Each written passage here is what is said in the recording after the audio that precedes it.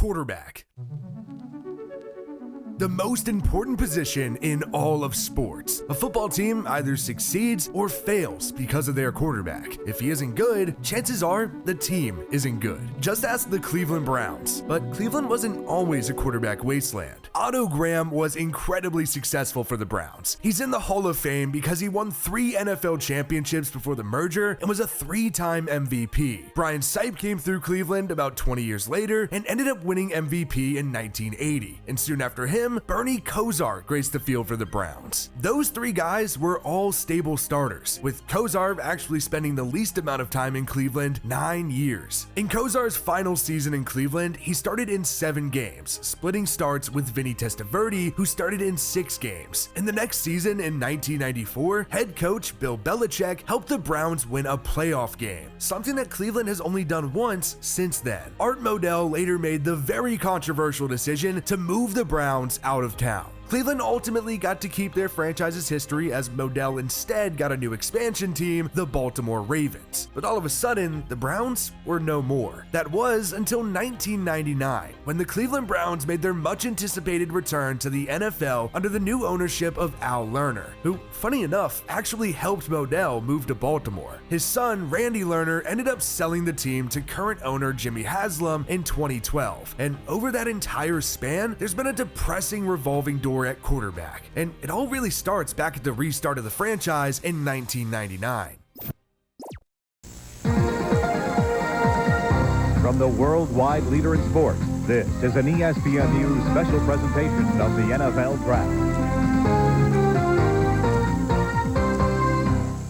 The Browns were awarded the first overall pick in the 1999 NFL Draft, which they then used on Tim Couch out of Kentucky. But before he started, it was actually Ty Detmer, who was traded to Cleveland after previously starting a good bit for the Eagles. Detmer was only a Brown for 2 years and started just 2 games. He had 5 touchdowns and 2 interceptions. It's no secret that he was really just there to help develop Couch, but it definitely didn't work. Couch is well known for being one of the worst busts in NFL history, but it was more complicated than just poor play. He missed a lot of his second season because of a broken thumb, which really started his injury bug in the pros. But it didn't end up being all bad. The Cleveland Browns only made the playoffs in a single season over the first 21 years after the franchise was restarted. That season was 2002, and Couch was the starter. It was probably the most efficient season of his career. He passed for 18 touchdowns and 18 interceptions. He was far from great, but good enough. Couch did end up getting the Browns to the playoffs, but he didn't end up playing in the wild card, and the Browns lost 36-33 to the Steelers. The reason? He suffered a broken leg in the season finale, and that was a bit of a microcosm of his entire career. Never spectacular, but often injured, usually thanks to a bad offensive line. Couch spent all 5 seasons of his NFL career in Cleveland. He had 66 touchdowns and 67 interceptions and went 22-37 over his time in the league. But don't go calling him a bust. His old Browns offensive coordinator would disagree with you, a guy by the name of Bruce Arians, who said back in 2014 that it kills him when people call Couch a bust. Arians went on to say that he was a hell of a player, but that his arm was just so torn up that he couldn't play anymore, but he would have been good. With all the injuries that Couch did suffer, Cleveland had to start some other guys during that 5-year tenure. In 2000, he didn't even start the majority of the Browns' games. It was actually Doug Peterson. Yes, that Doug Peterson, who started for the Eagles the season before and was the head coach for their 2017 Super Bowl run. Peterson was only with the Browns for a single season, and it was pretty ugly. Peterson went 1-7 and threw 2 touchdowns to 8 interceptions. There was only one other quarterback to start alongside Couch and Peterson in 2000. Rookie Spurgeon Wynn, who started in just 1 game for the Browns and had an interception. Wynn would go on to only start 2 more games in his entire NFL career. Then in 2002, when Couch broke his leg, Kelly Holcomb, who previously backed up Peyton Manning, took over. He started 12 games in the regular season over 4 years in Cleveland, going 4-8 with 26 touchdowns and 21 interceptions. Holcomb was the only quarterback to outlive the Couch era by just 1 season.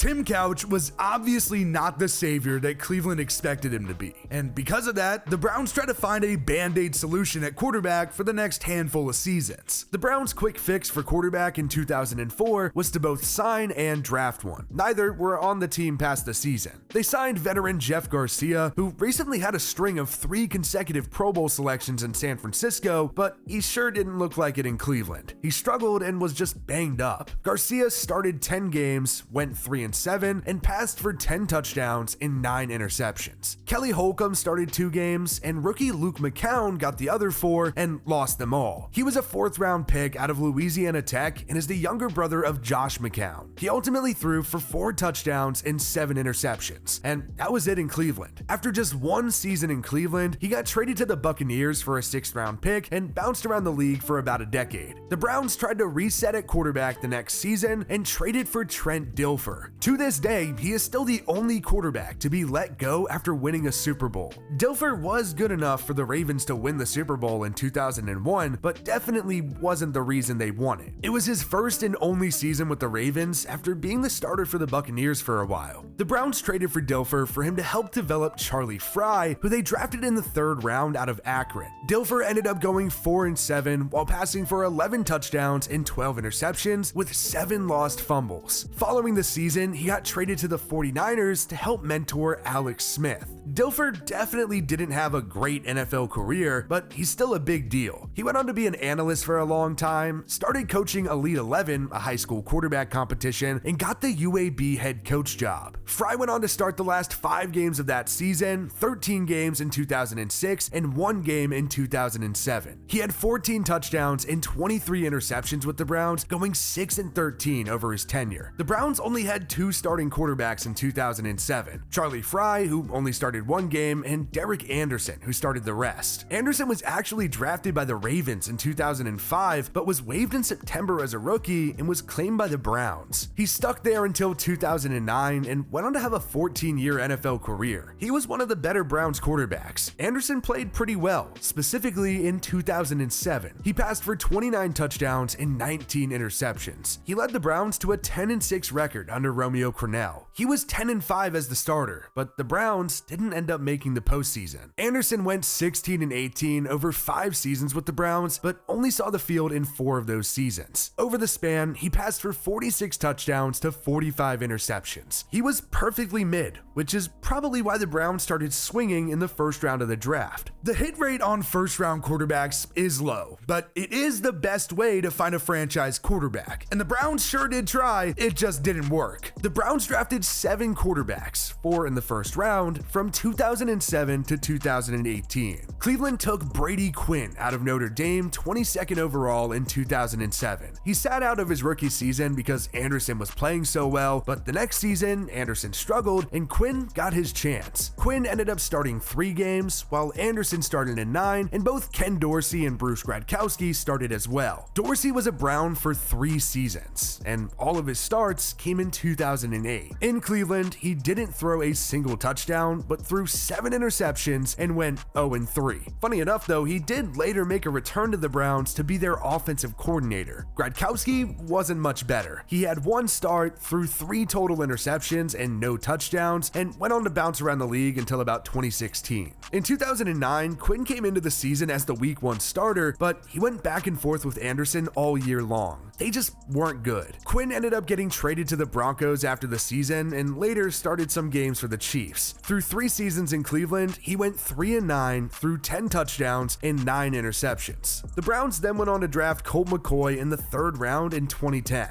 He was really good at Texas, but the Browns ideally wanted him to sit and let him develop as a rookie. But because of injuries, it didn't work out that way. He actually started 8 games, and the next season started in 13. In 21 starts, Colt was 6-15 and threw 21 touchdowns to 20 interceptions. He was still on the roster in 2012 too, but he ended up getting traded to the 49ers. He stuck around the league until 2022, starting 15 more times post-Cleveland. Veteran Jake Delhomme was the Week 1 starter for Colts rookie year, but he only started 4 games for the Browns. He threw only 2 touchdowns and had 7 picks and got released after the season. Seneca Wallace started a bit in between Colt, formerly a 7-year Seahawk. He started 7 games, threw 6 touchdowns and 4 interceptions. He was clearly never the long-term plan, and once the Browns realized that Colt McCoy wasn't either, they took a swing on another quarterback. One of the oddest draft decisions in NFL history. The 2012 draft class had some pretty good quarterbacks. Andrew Luck and Robert Griffin III led the pack, with Ryan Tannehill following soon after. But then later, still in the first round, the Browns took Brandon Weeden at 22. He was 28 years old at the time, making him the oldest first-round pick in NFL history. Weeden played pro baseball as a pitcher, but eventually quit and played football at Oklahoma State. It was a pretty interesting decision for Cleveland to say the least, and it didn't even sort of work out. Weeden was the week 1 starter, but wasn't very good. Weeden started in all but 1 game, with Thad Lewis starting the other, going on to have a single touchdown and an interception. Lewis was on the roster for 2 seasons and went on to start in 5 games for the Bills and briefly made a return to the team in 2015 too. Weeden got hurt early during his sophomore season and basically lost the starting job to Brian Hoyer. Hoyer ended up playing pretty well until he tore his ACL and Weeden took back over. The Browns did ultimately decide that enough was enough, and he got benched for Jason Campbell, a former Redskins 2005 first-round pick. That was his lone season in Cleveland. He went 1-7 and passed for 11 touchdowns and 8 interceptions. Weeden was ultimately released after only 2 seasons in Cleveland and moved on to play for Dallas. He was 5-15 as the Browns starter and threw for 23 touchdowns and 26 interceptions. Hoyer went on to stick around for the following season and was the main starter. He ended up being fine for the Browns as their starter, but he found ways to win, which was certainly rare for the Browns. Hoyer was 10-6 over 2 seasons, but did only throw 17 touchdowns and had 16 picks. Hoyer went on to play for a long time in the league, mostly for the Patriots. Connor Shaw started 1 game in 2015, the only of his NFL career, and he threw an interception. But all the buzz and drama in 2014 wasn't about Shaw and Hoyer, who started 14 games. It was about the guy who only started 2 games, Johnny Manziel. Johnny Football was every bit of exciting and polarizing as a player. He was a huge name, but at the end of the day, he's just another Browns bust quarterback. The Browns took a risk drafting Johnny Manziel at the 2014 NFL Draft, 22nd overall. Johnny Football was so good at Texas A&M and even won the 2012 Heisman Trophy. He was an awesome player and competitor, but he was even considered undraftable because of his mood swings and off-the-field issues. But it was worth the drama for Cleveland, and it went as everyone expected. Manziel was a mess. He only started 6 games in his 2 seasons and never played in the NFL again. He started 2 games late in his rookie season, and the Browns lost both. He didn't throw a touchdown or have much of an impact on the ground, but did throw 2 picks. The following season, while Manziel was dealing with an injury, Josh McCown was the week 1 starter. Manziel did start some when McCown was injured, before eventually just being named the starter for the rest of the season, but he wasn't. He actually got demoted to 3rd-string quarterback for partying in Texas during the bye week. He missed the last game of the season with a concussion and actually went to Vegas that weekend and partied after buying a blonde wig to hide his identity. He said he planned to fly back on a red-eye, but missed the flight and instead partied all night in Vegas. And it just kept getting worse. In late January, police announced an investigation into an incident involving Manziel and his girlfriend. He was accused of hitting her multiple times, but he of course denied it. It was just so much drama with Manziel, and enough was enough. The Browns ended up releasing him when the new NFL year started. Over his time in Cleveland, he went 2-6 with 7 touchdowns and 7 interceptions. In Manziel's final season in Cleveland, Austin Davis, who was briefly the Rams starter, started twice for the Browns. He went 0-2 with a single touchdown and 3 picks. So journeyman Josh McCown ended up being the main guy, starting 8 games and 3 games the next season. He was on the Browns for 2 years, going 1-10 with 18 touchdowns and 10 interceptions. After the 2015 season, Cleveland decided to flip the page and make a coaching change, hiring Hugh Jackson. And the Browns proceeded to have the worst 2-year stretch in NFL history. The Browns went 1-15 in 2016 and followed it up with an 0-16 season.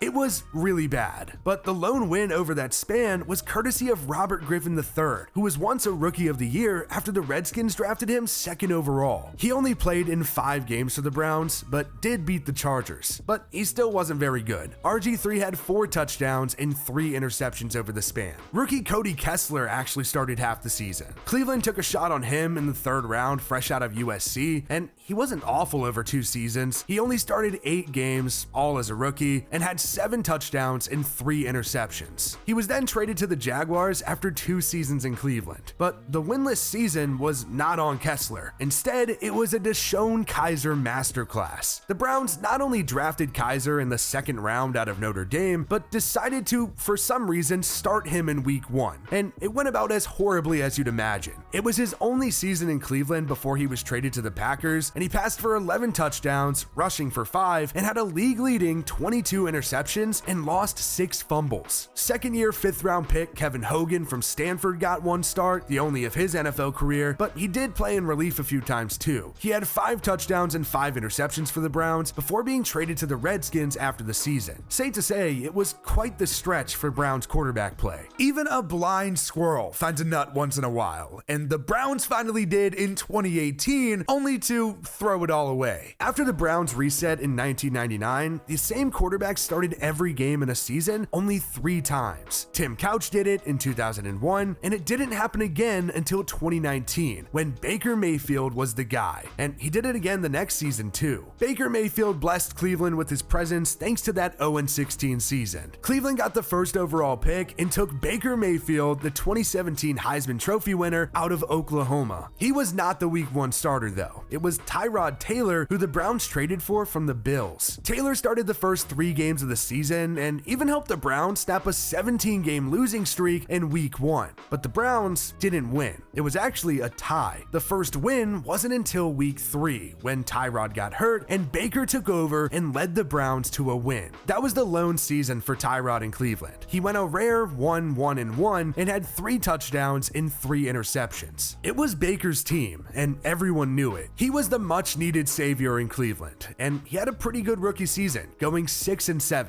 No, not necessarily that great of a record, but it's pretty insane when you consider just how bad the Browns were. He also threw for 27 touchdowns and 14 interceptions. That was an incredible stat line in comparison to the Browns starters before him. However, he did respond with a down season. The Browns were 6-10 as he started every game with 22 touchdowns and 21 interceptions. But he immediately bounced back after Cleveland hired Kevin Stefanski. That season was magical. The Browns finished 11-5, their best record since 1994. It wasn't only the team's first time in the postseason since Couch got them there in 2002, but it was the best Browns record since 1994, which was also the Browns' most recent playoff win, until 2020, where Cleveland coincidentally beat the Steelers in the wild card 48-37. It felt like a franchise-altering win, and Baker Mayfield was the franchise-altering quarterback, but he did decline a bit the next season with injuries. He missed 3 games, and over that span, veteran Case Keenum, who was in his 2nd season in Cleveland, started twice. He passed for 3 touchdowns and an interception in 2 wins. Then, once briefly, the 49ers starter Nick Mullins started the other game, passing for just a single touchdown and a loss. That season, Baker was 6-8 as the starter, passing for 17 touchdowns and 13 interceptions. And the Browns decided that he just wasn't good enough. A pretty tough call to make. The better option, according to the Browns, was to trade for Deshaun Watson, while dealing with a ton of sexual assault allegations. Not to mention having to give up 3 first-round picks to the Texans and signing him to a 5-year, $230 million deal that was fully guaranteed. Watson didn't even play the first 11 games of 2022 because he was suspended. Instead, it was former Colts starter Jacoby Brissett, who ended up being pretty solid, 12 touchdowns to 6 interceptions. The Browns went 4-7 over that span. Watson ended up playing the final 6 games of the year and only played in 6 games the next year too. He ultimately underwent shoulder surgery that ended his season. Fast forward to 2024, and he only played 7 games before suffering a torn Achilles. Watson's tenure in Cleveland has been absolutely brutal. He's 9-10 with 19 touchdowns and 12 interceptions. The offense is just stagnant. It was a terrible decision all around, and the Browns instead have had to start a ton of different quarterbacks quarterbacks other than Watson. 5 different guys started in 2023, but none played as well as Ravens Super Bowl champion Joe Flacco. Flacco was signed in November and essentially came off of his couch to go 4-1 and passed for 13 touchdowns to 8 interceptions. The Browns actually ended up making the playoffs at 11-6, but got absolutely crushed 14-45 in the wild card by the Texans. 5th round rookie Dorian Thompson-Robinson had a pretty great preseason, but he struggled in the regular season. He started in 3 games, going 1-2 with a single touchdown and 4 interceptions. Then ex-Panther and XFL superstar PJ Walker started twice and passed for a touchdown with 5 interceptions. Then journeyman Jeff Driscoll got signed to play in the season finale and threw 2 touchdowns and 2 interceptions and a loss. 2023 was messy, and Watson got off to a bad start in 2024 too. But after the season-ending injury, the Browns added Jameis Winston to the long list of starting quarterbacks. 39 quarterbacks in 26 years. The Browns have had a generationally bad quarterback run, with, of course, Baker Mayfield being the best of the bunch, who they then traded away for Deshaun Watson, who is quite literally one of the worst contracts in NFL history. Bad organizations are bad for a reason, and Cleveland just proves that.